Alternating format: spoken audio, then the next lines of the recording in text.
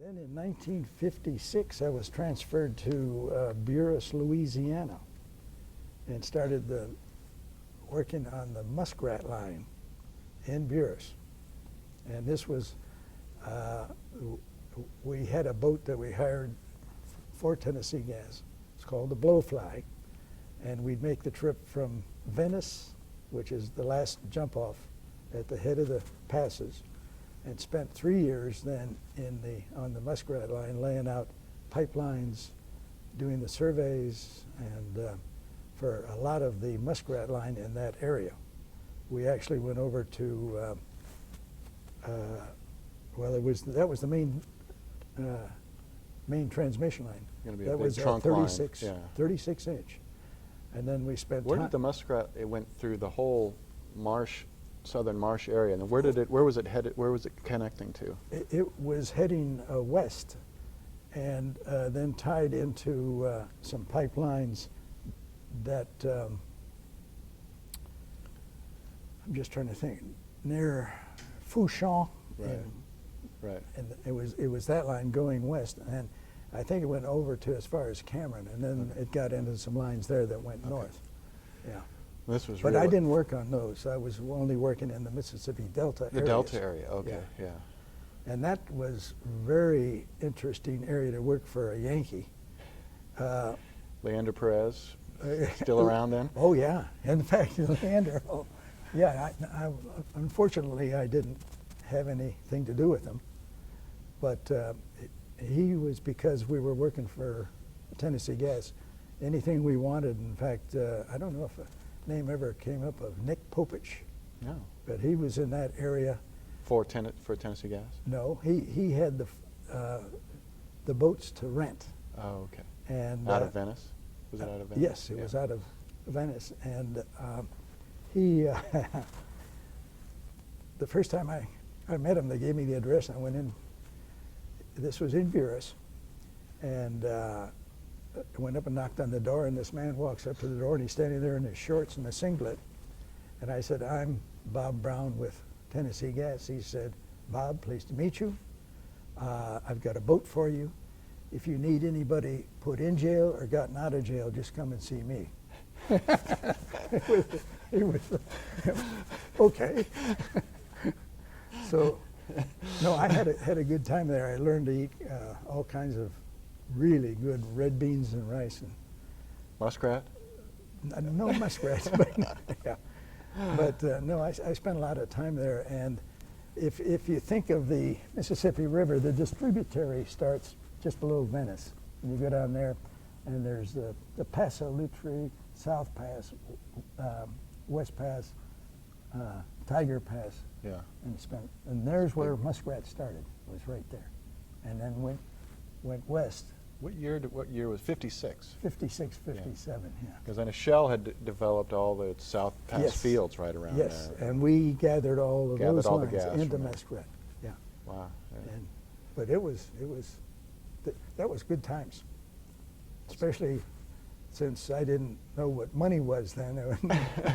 Coming from Ohio, it's a whole different culture and environment for you. Oh yes, completely different. It's a great culture down there. There was the way they did the pipelines. They would dig a flotation ditch, 40 foot wide, about 5 foot deep, and one side of it they dig deeper. That's where the pipeline would be laid. And then they had spud barges with spuds, welding stations on it, and they'd make pipe up, and they'd pull themselves ahead on the pipe. And the flotation ditches would go through these big marsh areas. And when you open up the marsh area, then water would start flowing out of these marshes. Yeah. And the lily pads would plug them up so heavy that when the boat came in, they couldn't get through it. So you'd jump off of the Blowfly, that's the boat we had, and go out and set an anchor in it and back up, and then you'd pull these slugs of the pads back. Pads back, yeah. We take turns jumping off. Now, the bow of the boat was up at about 9 feet, and you jump over and then you'd land on these. It was like landing on a mattress. And on my one time that I did it, I jump over, and as I'm in the air going over the bow of the boat, I look down and there's a nest of moccasins. Oh, geez. And I landed right in the middle of them, and I sprung back up on the boat.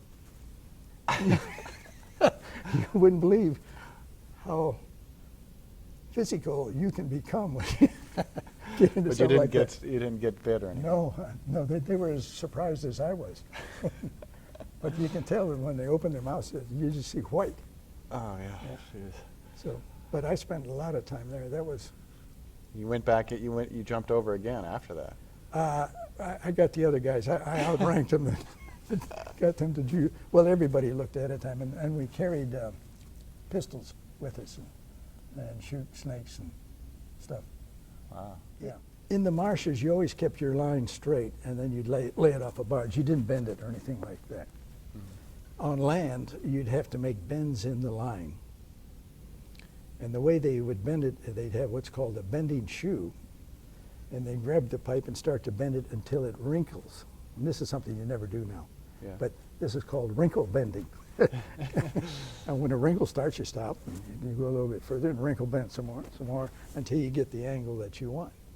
Because So now on land, it's much more difficult because you got to go through property owners and you got to make bends for Yeah, around that's right. features So we and used, things. Yeah. use the wrinkle bending on land, and they don't do that anymore. There's other ways of handling it. But Yeah. so that part is gone. But we did do that on land. Yeah. Yes. But offshore, then, as you get into deeper water, you've got the problems of bending as you lay it, right? Well, you use the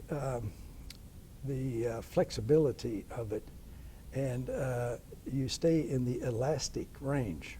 Okay. Now, if you bend it, you're going plastic. Okay. So in the elastic range, that's all you do offshore is you stay elastic. And you develop stingers to sort of help Yes, exactly. keep it in that range, right? Yes. Yeah.